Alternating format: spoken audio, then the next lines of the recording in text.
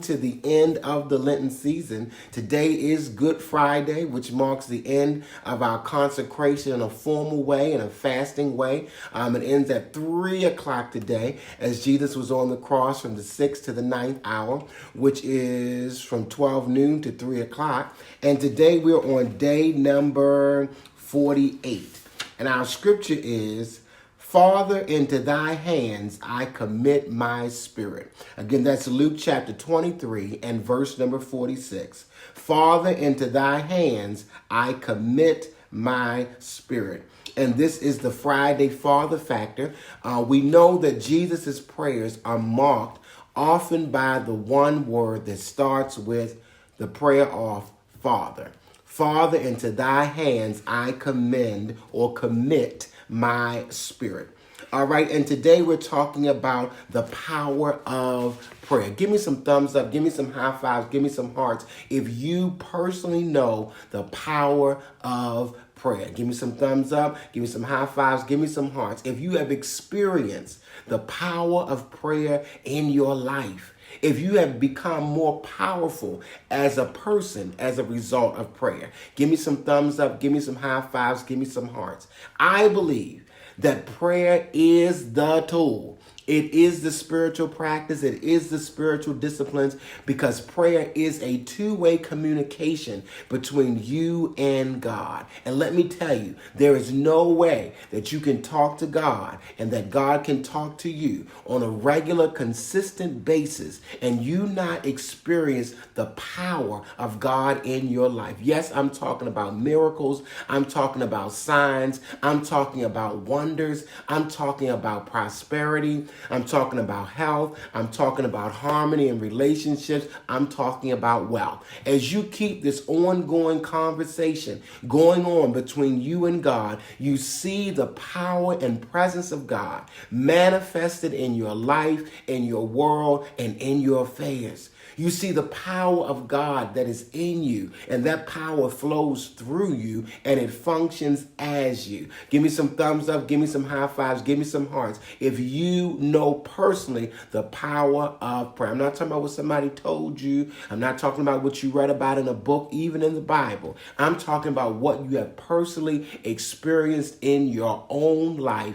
the power of prayer, that you know is not just vain repetitions, that it's not a waste of time or waste of energy or a waste of money. But prayer is powerful. And the more you pray, the more powerful you become. Can you affirm that with me? The more that I pray, the more powerful I become. Affirm it again. The more that I pray, the more powerful I become. Affirm it one more time for the subconscious phase of mind.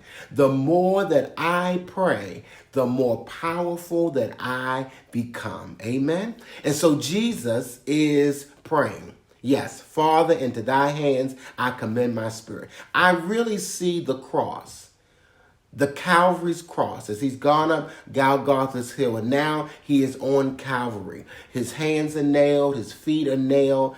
They've pierced him in his side. He's been carried from judgment hall to judgment hall. The crown of 72 thorns about his head, beat with 40 stripes. And Jesus is on this cross. And what is he doing? In the place where he is. And that's what makes prayer so powerful. Pulley point number one.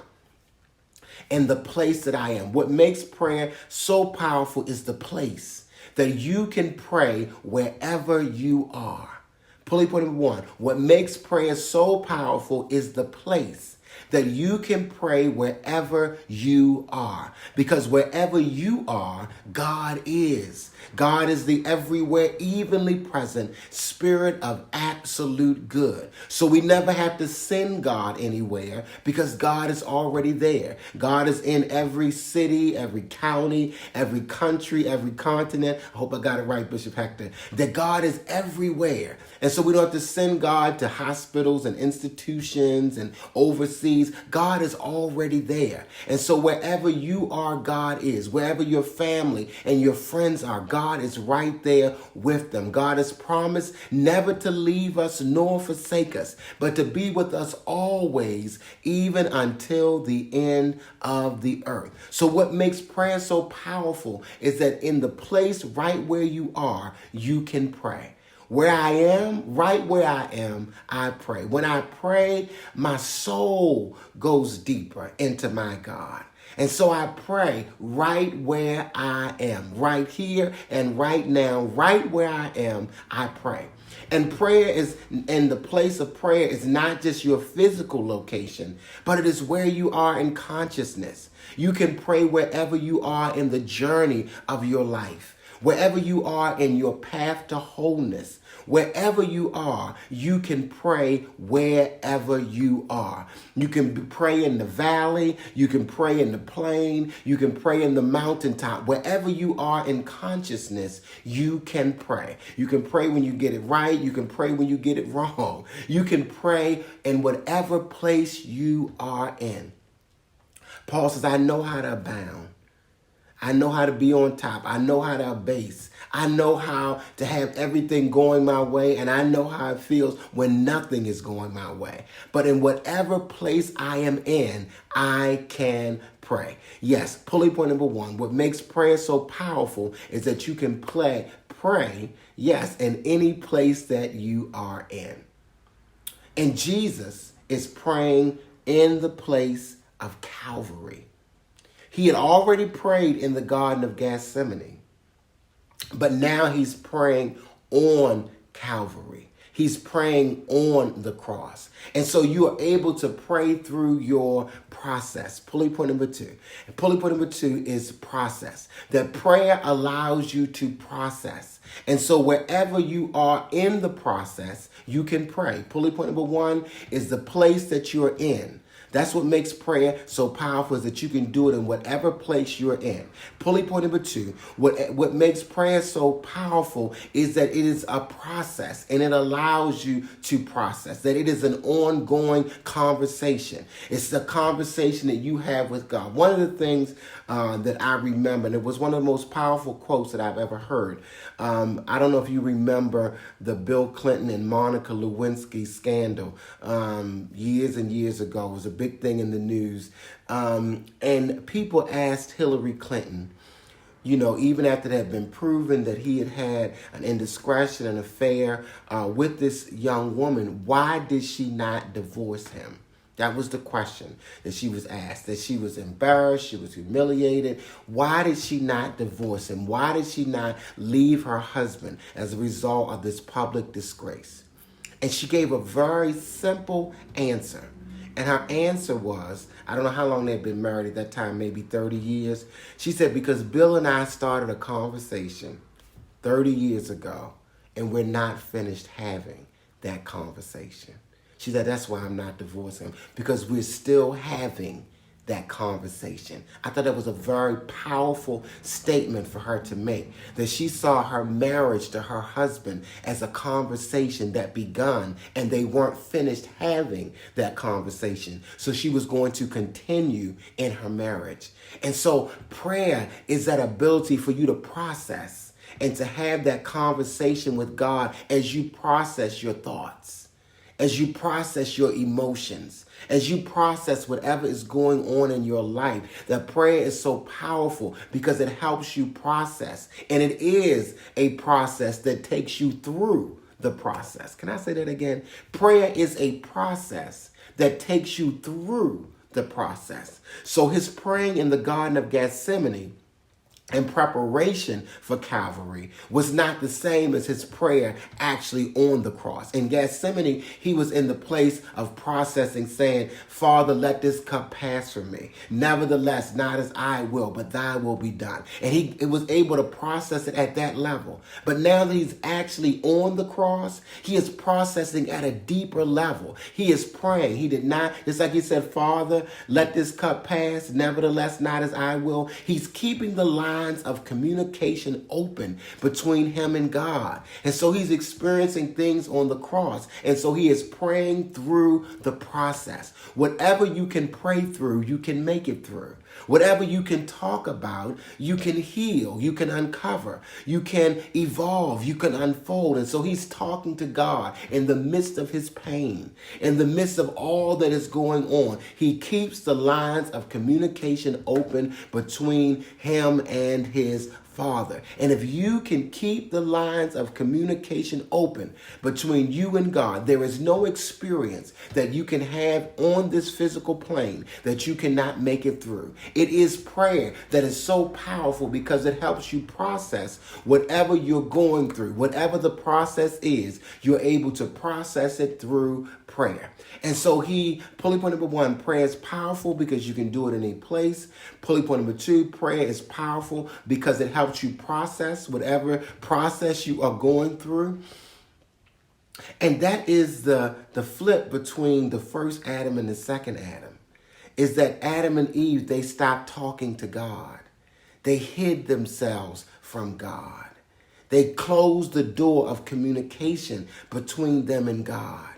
And Jesus, being the second Adam, he keeps the lines of communication open. And as our way show, he shows us how to process every experience in life by talking to God about it. And use your tools to talk to God about it. Use your journaling. Use your scriptures, your denials, your affirmation. Use your every tool that you have, your thanksgiving, your giving, your forgiving, your meditation, your stillness, your movement, your silence, your sound. Use all the prayer tools that we have empowered you with over these 7 weeks to talk to God. If you can't talk to God in one way, talk to God in another way. But keep talking to God. If it's not a long prayer and it's a one-word prayer, keep talking to God through your thoughts, through your feelings, through your experiences. Keep talking to God. And I make a commitment. I make a covenant. I enter into an agreement with God that whatever it is that I experience in this life, I will keep talking to you. I will never give you the silent treatment, but I will keep the lines open because prayer is powerful because it helps you process whatever it is that you're going through in the process. Pulley point number 3. What makes prayer so powerful is that Jesus kept praying about it until he had a peace about it. By the time he gets to Father, into thy hands, I commit my spirit, he is at total peace with everything that is going on. There is no resistance in him. There is no fight in him against God's will, purpose, and plan. He is at total peace. He is at total tranquility. He is in a serene state. By the time he gets to that last word, Father, into thy hands I commend my spirit. He has prayed in the place that he was, and he has processed until he has gotten to a place of complete peace. Jesus is at total peace now. He's handled his business with his family. He's handled his disciples. He's shared the God news with somebody else on the cross. He's taken care of his own needs. He has done everything that was necessary. And so now he is at complete and total peace. And so I'm telling you, pray about it until you have a peace about it. And the peace of God, which passes all understanding. And I know we're going through the challenge with COVID-19, but keep praying about it until you have a peace about it. Yes, we're having loved ones that are transitioning. Keep praying about it until you have a peace about it. And yes, people are having economic challenges. Keep praying about it until you have a peace about it. And yes, we can't travel like we used to travel, and our plans and schedules are altered. And we've got to find creative ways to communicate and to socialize and have that social connectedness while we have physical distance. And keep praying about that until you have a peace about it. And now people are walking around with masks, and we have gloves and all these different changes that are happening that can take you into a place of confusion, that can put you in a tizzy. But I'm telling you to keep praying about it until you have a peace about it, where you're no longer worried, where you're no longer frustrated, where you keep praying through those emotions, those thoughts, those fears, those concerns, until you're at a peace about it. Pray about it until you can cast all your cares upon God, because you know that God cares for you. Keep praying about it until you know with every fiber of your being that God will perfect those things that concern you. Keep praying about it until you have a peace about it. When something inside of you gives you the blessed assurance that all is well. God does not get tired of you praying about the same thing. You know how you talk to people? I know people talk to me and they keep talking about the same thing over and over. And I'm like, oh my God, oh my God. They keep talking about the same thing over and over again. And sometimes it wears on our patience. But God, it doesn't wear on God's patience as you keep talking and working through your process. That the ears of the Lord are the eyes of the Lord are in every place. The ears of the Lord are attending and inclined to your cry. You can talk to God anytime, anywhere, about anything. And God does not get tired of hearing your prayers. God does not get tired of talking to you about it and assuring you and reassuring you and confirming and reaffirming for you. You can keep praying with God and talking to God about it until you have a peace about it. And I'm telling you, He promised us, I will keep you in perfect peace, whose mind is stayed on me. Keep praying about it until you have a peace about it. Jesus said, my peace I give unto you. Not as this world. You're not going to find the peace on the news. You're not going to find it in the latest statistics. You're not going to find it. And that's not where you're going to find this peace about what's going on. The peace is going to be in your prayer. Your peace is going to come as a result of you in the place right where you are, processing it with God until you have peace. In the place that you are, process it with God until you have a peace about it. And people can say, oh, this is happening. And you say, I understand. I see what's going on. But I'm at peace. Oh, and this and that, and these is a new thing. I see it. I hear it. I sympathize. I empathize with what's going on. I'm not cold. I'm not callous. But I'm at peace. That's what makes prayer so powerful. Is that right in the place where you are, you can process it with God in prayer until you're at complete and total peace about it. This peace is available to you.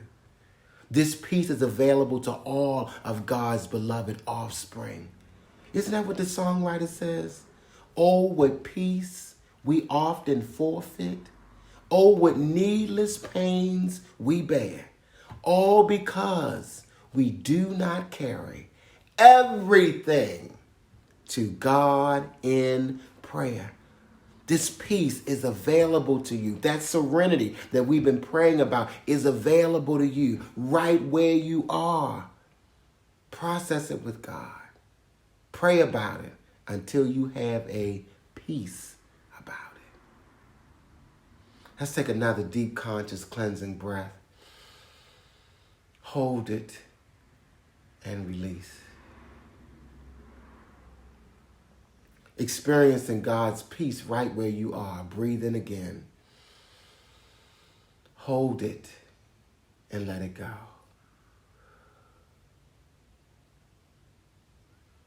All over every aspect of your being.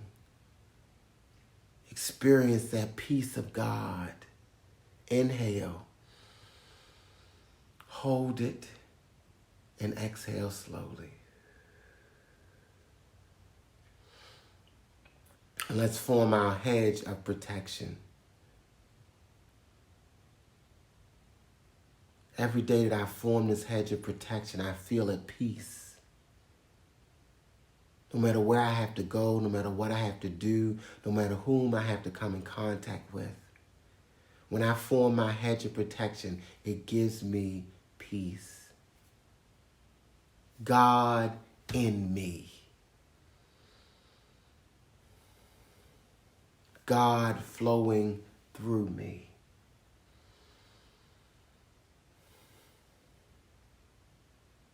God functioning as me.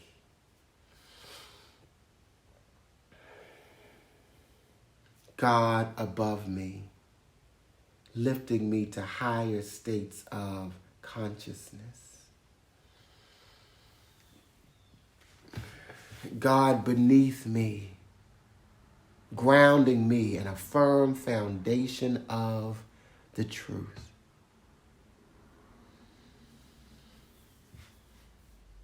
God beside me to my left, keeping me from being discouraged. God beside me to my right, keeping me from being distracted.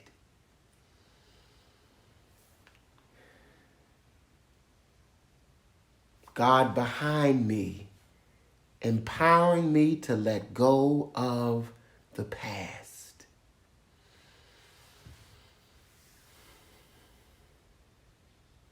God before me, setting a tone for my future. And I feel the power and presence of God all around me. And I experience that hedge of protection right here and right now. It is in the name and through the power and in the consciousness of Christ Jesus that it is so, and so it is, and so I let it be. If you were blessed by today's message, sow a seed, meet a need, boost this post so that hundreds of thousands of people can experience what you experience today.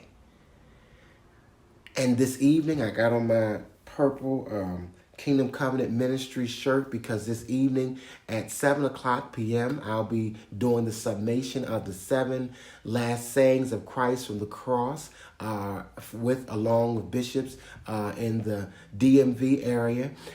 We will be sharing the 7 last sayings of Christ from the cross, and I will be doing the summation at the end.